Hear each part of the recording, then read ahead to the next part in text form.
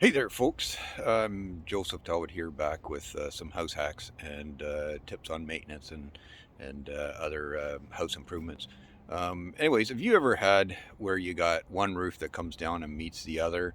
And sometimes you get a lot of buildup of ice and snow, perhaps, because if it melts off one roof and drops down onto another, it freezes pretty much when it hits there, and then it builds up an ice. Well, kind of have this problem on this house here. And anyways, I'm just going to show you here what I'm talking about. So right here, as you can see, this roof here comes down, and all the rain and snow will come down and hit this steel roof.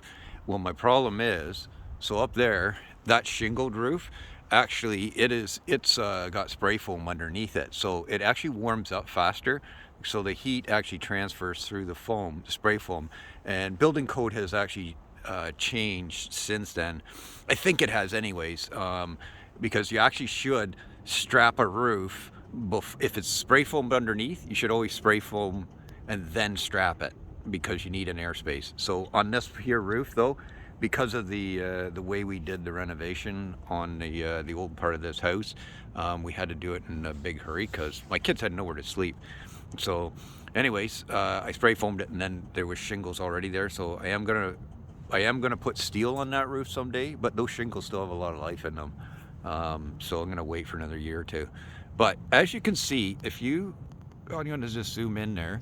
So you see where I've boxed in right there, and then right underneath the valley. So the valley there, that's a 36-inch valley, and then I've also got a high heat ice and water shield.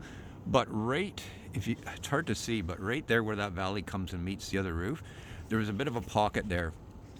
I used a foam guard to be in there, but it just didn't keep the ice in that from building up and any water backing up in there. So what I did is I actually boxed it in with aluminum. And as you can see right there, I also boxed that in with aluminum and kind of painted it to try and, well, actually, no, that one I didn't paint. It's just black aluminum.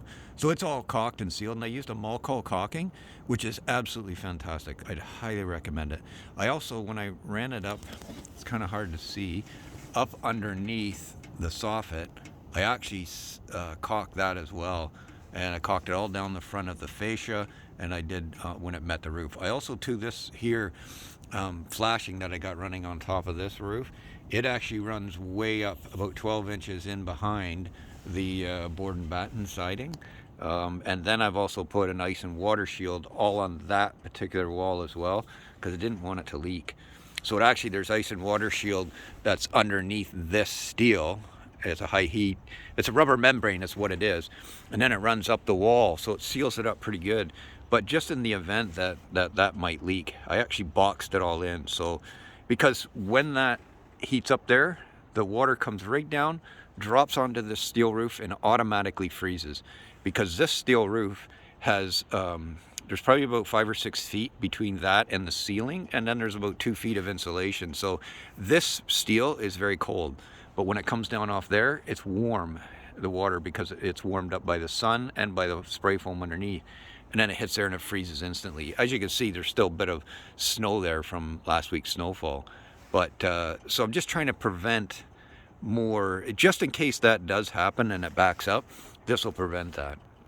So anyways, there's a tip for you. So if you ever do have that problem, make sure you box in right up tight to the underneath the soffit, and that come out a good 12 14 inches, because it doesn't take much to build up 12 14 inches of ice on your roof.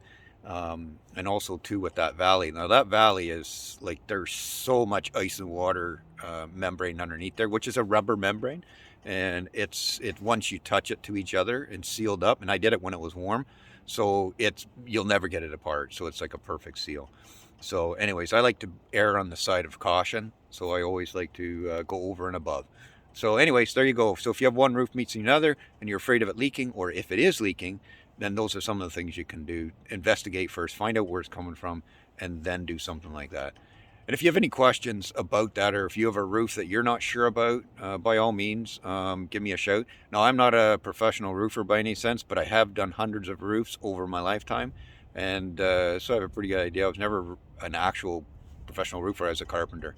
But we did an awful lot of stuff like that, and I still do all my own stuff. So, and I've been doing it for a long time. Just look at me, I look old. So anyways, there's your tip for the day. And anyways, please comment below. Let me know what you think. You got any questions, any concerns? And if you got any other ideas of things you want to hear about, or tips to maintenance, or if you have a question about something you want to see done, by all means, send me a message. I'm glad to get on it. And anyways, have at her. Have a great day. Stay safe and enjoy. Talk to you later. Bye now.